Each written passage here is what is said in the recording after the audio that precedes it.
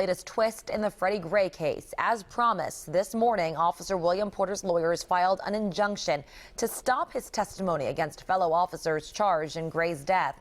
WJZ is following every development from Baltimore to Annapolis and how this also impacts Officer Cesar Goodson, who heads to trial Monday. WJZ investigator Mike Halgren is live. He has obtained that injunction just filed in the Court of Special Appeals. Mike.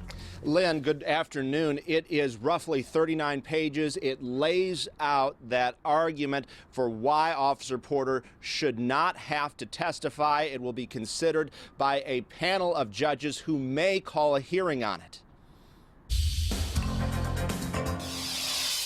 WJZ was in Annapolis this morning, where Officer William Porter and his defense team filed an injunction before the Court of Special Appeals.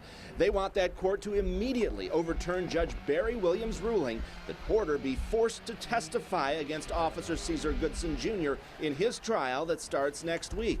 Defense attorney and former prosecutor Warren Alperstein has been following the case. And what's supposed to happen is that within a very short period of time, and it should be within days, there'll be a hearing on it for the temporary injunctive relief. Judge Williams admitted in court yesterday he was in uncharted territory for his unprecedented ruling.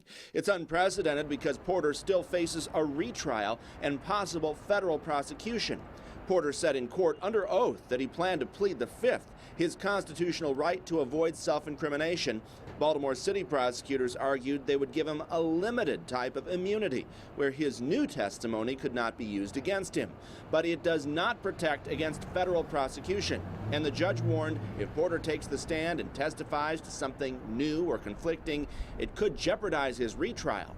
Yet the judge is compelling Porter to testify anyway, demanding that he not assert his Fifth Amendment rights. In the annals of jurisprudence in Maryland, there's never been a case such as this, where a defendant who's yet to go to trial in his case is required to testify in a way that could incriminate him or herself. Porter's appeal could have a huge impact on Officer Goodson's trial, on strategy and timing, perhaps halting it altogether. And Porter was supposed to be one of the first witnesses in the Goodson trial, possibly testifying as early as next week. If Porter does not testify, he faces jail time.